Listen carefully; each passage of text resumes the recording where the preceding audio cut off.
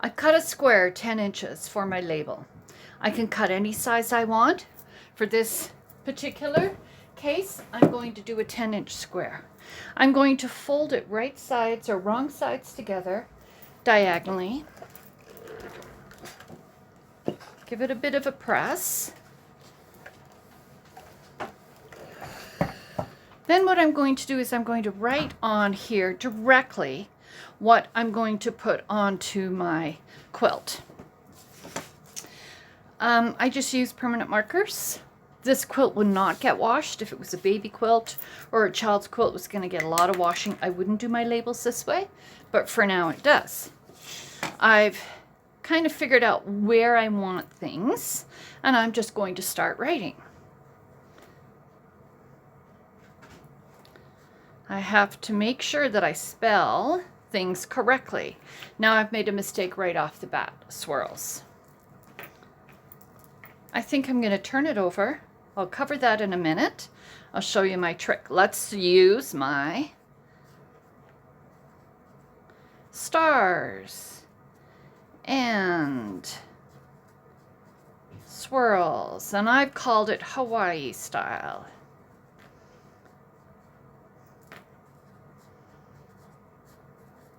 I completed this barely July 2020 in Calgary, Alberta. And who completed it? Allison Spence.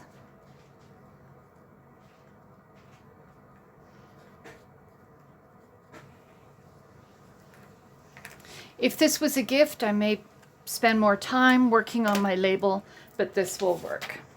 I'm going to give it another press to heat set that ink.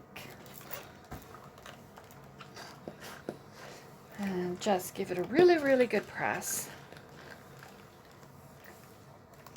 And you know what? For my purposes, that mistake is not going to show, so I'm not going to worry about it.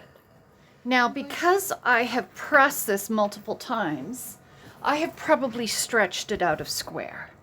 So what I'm going to do is just line up, and let's see, let's take it, let's go this way. We're just going to square it up. So I'm going to go 9.5, 9.5 here.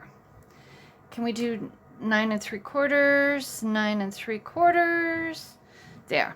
So I'm just going to square this up a little bit.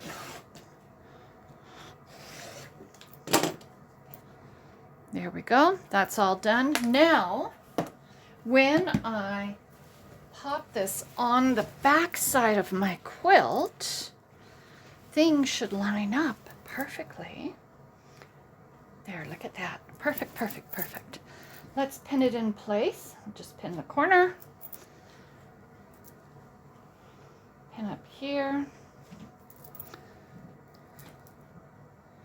Pin down here. So my label is now on my quilt. I will stitch it in place when I put my binding on, and then I will just do a little bit of hand stitching along that edge.